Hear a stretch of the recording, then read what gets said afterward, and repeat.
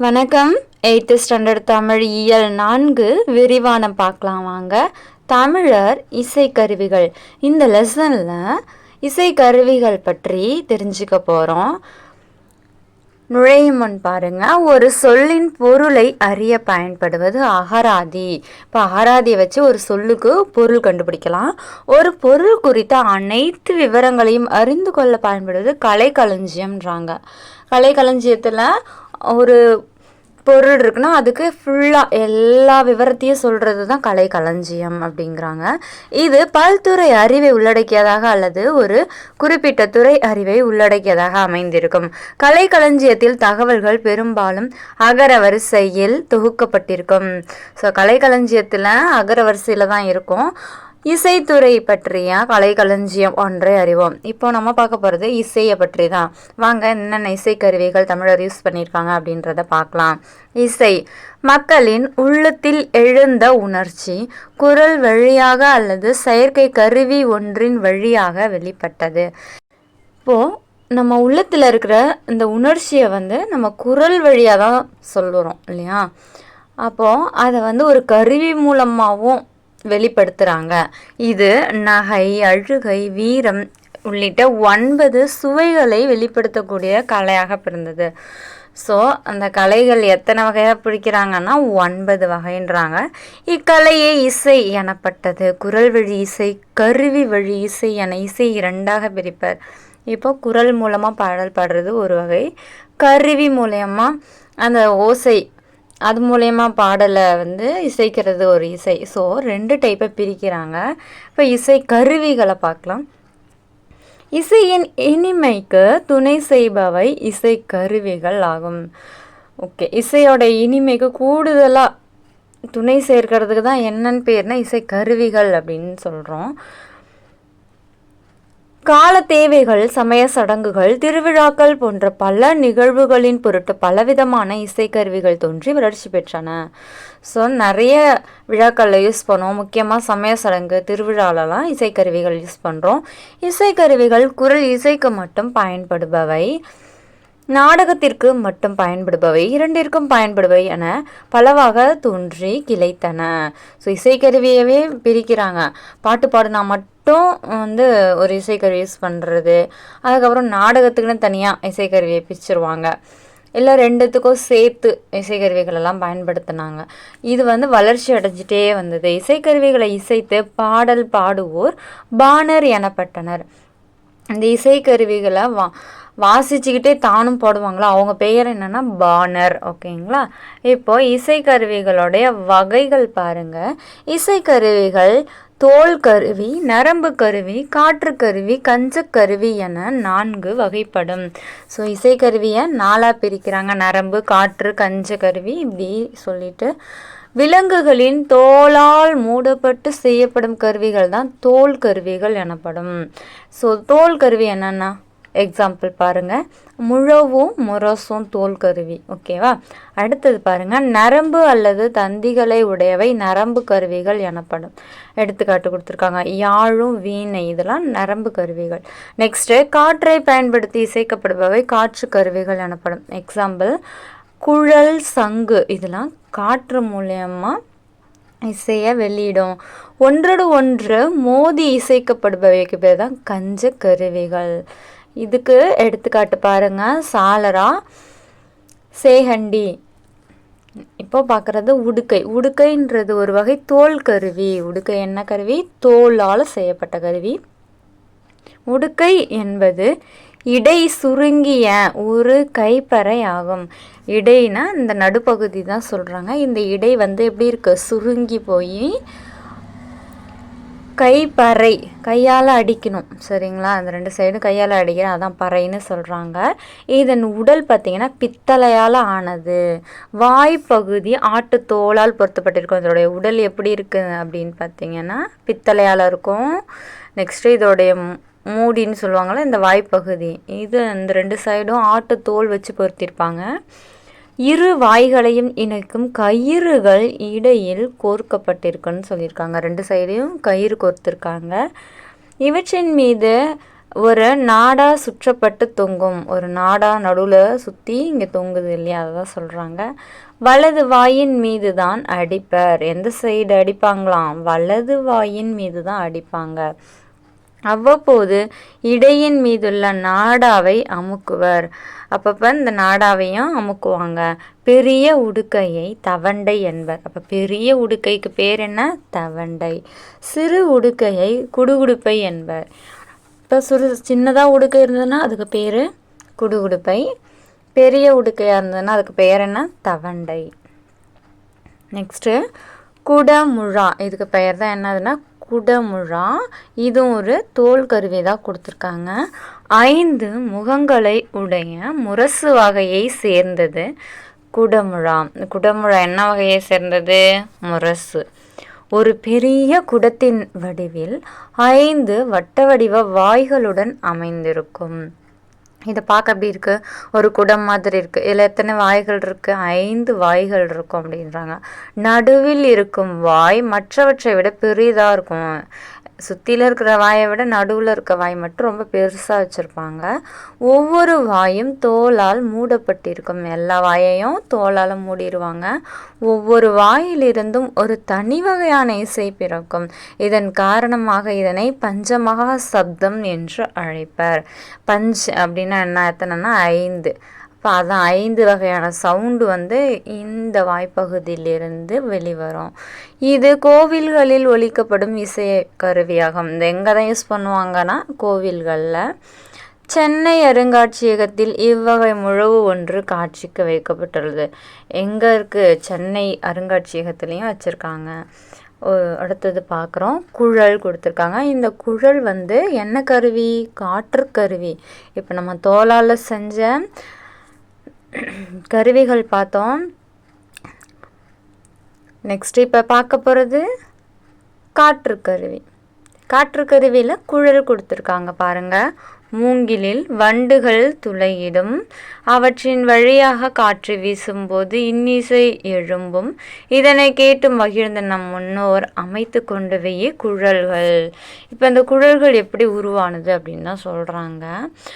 பழைய காலத்துலலாம் வண்டு என்ன பண்ணுமோ அந்த மூங்கிலில் ஓட்டை போடும். இப்போ காற்று வேகமாக அடிக்கும்பொழுது அந்த ஓட்டையில் காற்று பூந்து சவுண்டு வந்திருக்கும். இதை பார்த்த மக்கள் என்ன பண்ணுறாங்கன்னா இதை யூஸ் பண்ண ஆரம்பிக்கிறாங்க குழலாக.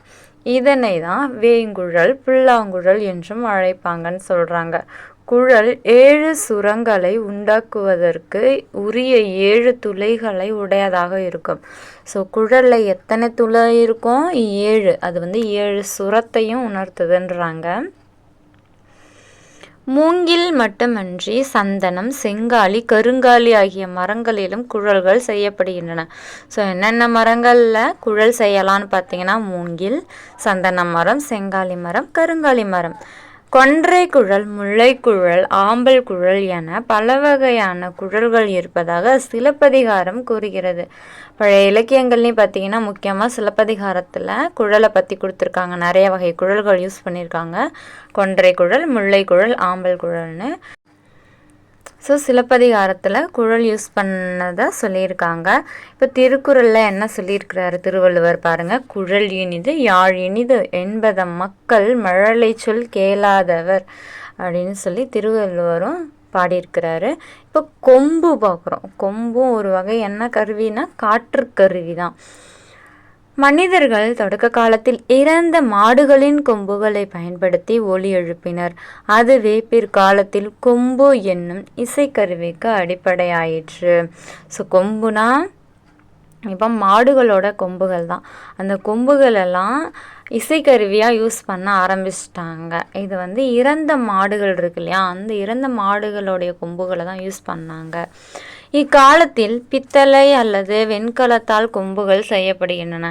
இப்போல்லாம் எப்படின்னா மாடுகள்லேருந்து பெறப்படுற கொம்புகள் இல்லை. இது எல்லாத்தையும் எப்படி செஞ்சிடறாங்கன்னா பித்தளையால், வெண்கலத்தினாலேயே கொம்புகளை செய்யவே ஆரம்பிச்சிட்டாங்க. ஊது கொம்பு, எக்காலம், சிங்கநாதம், துத்திரி போன்ற பல வகையான கொம்புகள் இக்காலத்தில் திருவிழா ஊர்வலங்களின் போது இசைக்கப்படுகின்றன. இப்பயும் கோவில் திருவிழாக்களெல்லாம் கொம்புகளை வச்சு வாசிக்கிறாங்க அப்படின்றாங்க. அதான் ஊது கொம்பு, எக்காலம், சிங்கநாதம், துத்தரி இதெல்லாம் ஒரு எக்ஸாம்பிளாக கொடுத்துருக்காங்க. அடுத்தது பார்க்க போகிறது காற்றுக்கருவி, சங்கு கொடுத்துருக்காங்க, பார்க்கலாம். இது ஓர் இயற்கை கருவி. சங்கு இயற்கையாகவே கிடைக்கிது. கடலில் இருந்து எடுக்கப்படுவது. வளமாக சுழிந்து இருக்கும் சங்கை வலம்புரி சங்கு என்பர். சங்கின் ஒலியை சங்கநாதம் என்பர். சங்கு கடலிலிருந்து தான் எடுப்பாங்க. ஸோ வலப்பக்கமாக அந்த சுழி இருந்ததுன்னா அதுக்கு பேர் வலம்புரி சங்கு அப்படின்னு சொல்லுவாங்க. சங்கனுடைய ஒலி என்னன்னு சொல்லுவோம்? சங்கநாதம். இலக்கியங்களில் இதனை பணிலம் என்றும் குறிப்பிட்டுள்ளனர். அப்போ பணிலம் அப்படின்னு பழைய கால இலக்கியங்களில் சொல்லுவாங்க. பணிலம்னா என்ன? சங்கு. பணிலம்னா என்ன? சங்கு. கோவில் திருவிழாக்களின் போதும் சமய சடங்குகளின் போதும் சங்கு முழங்கும் வழக்கம் உண்டு. ஸோ கோவில் திருவிழாவில் சங்கு முழங்குவாங்க, சடங்குகளின் போதும் சங்கு முழங்குவாங்க. ஓகே, அடுத்தது பார்க்க போகிறது சாலரா. சாலரான்றது கஞ்சக்கருவி. பாருங்கள், இது பித்தளை அல்லது வெண்கலத்தால் செய்யப்பட்டிருக்கும். இது பித்தளை இல்லைன்னா வெண்கலத்தால் செஞ்சுருப்பாங்க. இதன் உட்புறம் எப்படி இருக்கும்? குவிந்து இருக்கும். இதனை ஒன்றோடு ஒன்று பொருத்தியும் விளிம்பின் மீது தட்டியும் தாளத்தின் தேவைக்கு ஏற்ப இசைப்பர் அப்படின்னு சொல்லியிருக்கிறாங்க. இதனை பாண்டில் எனவும் அழைப்பர். இது என்னன்னு சொல்லுவாங்க? பாண்டில். சாலராவுக்கு இன்னொரு பேர் என்னன்னு கேட்டால் பாண்டில்னு சொல்லணும். இது கோவில் கூட்டு வழிபாட்டின் போது இன்னிசை அரங்குகளிலும் இசைக்கப்படும் இன்றியமையாத இசைக்கருவி ஆகும். இதனை இக்காலத்தில் ஜால்ரா என்பர். இப்போலாம் இதுக்கு பேர் என்னன்னு சொல்லுவோம்? ஜால்ரா. ஜால்ரா, பாண்டில், சாலரா எப்படி வேணால் சொல்லலாம். ஓகேவா? சேகண்டி. சேகண்டியும் ஒரு கஞ்சக்கருவி தான்.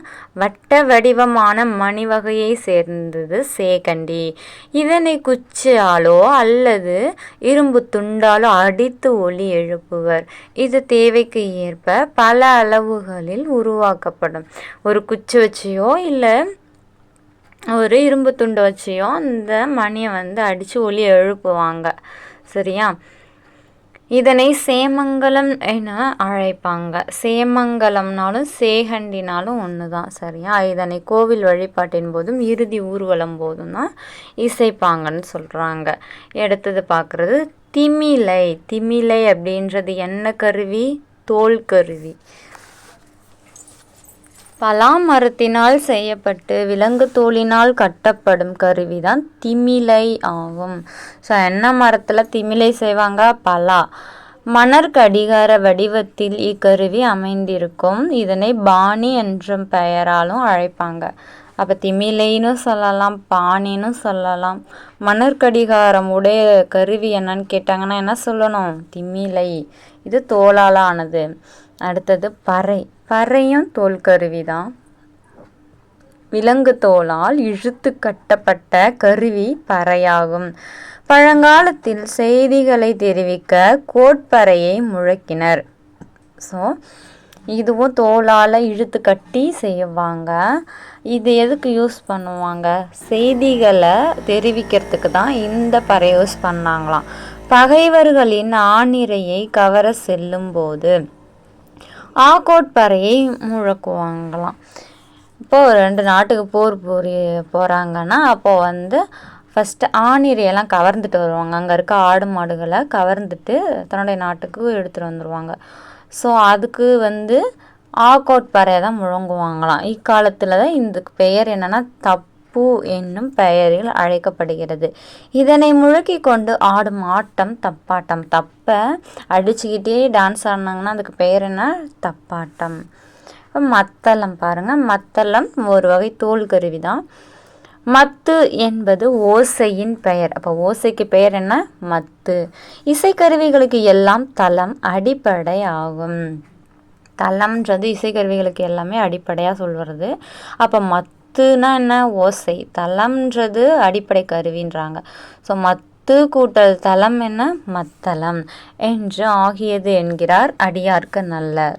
இந்த அடியாருக்கு நல்லார் வந்து இந்த இதை அப்படியே கூட்டுற கொடுத்து யார் சொன்னதுன்னு கூட கேட்பாங்க. மத்து கூட்டல் தலம் மத்தளம் என்று ஆகியது என்று கூறியவர் யார்? அடியாருக்கு நல்லார்.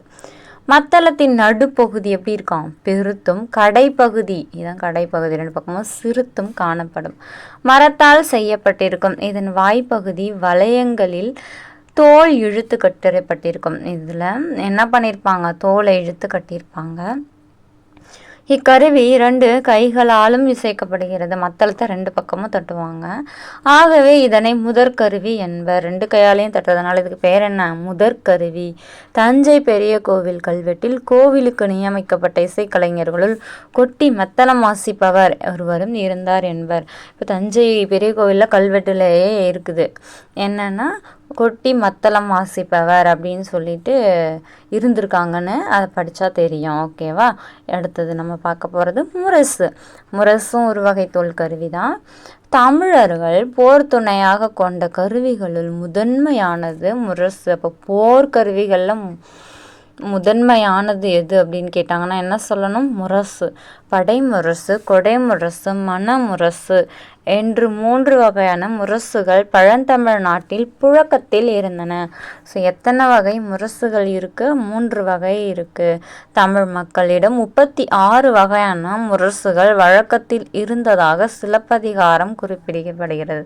அப்போ தமிழகத்தில் எவ்வளவு முரசு இருந்துச்சு? 36 வகை முரசு இருந்திருக்கு. இதை சொல்கிற நூல் என்ன அப்படின்னு பார்த்தீங்கன்னா சிலப்பதிகாரம். மாக்கன் முரசம் என்ற மதுரை காஞ்சி கூறப்படுகிறது.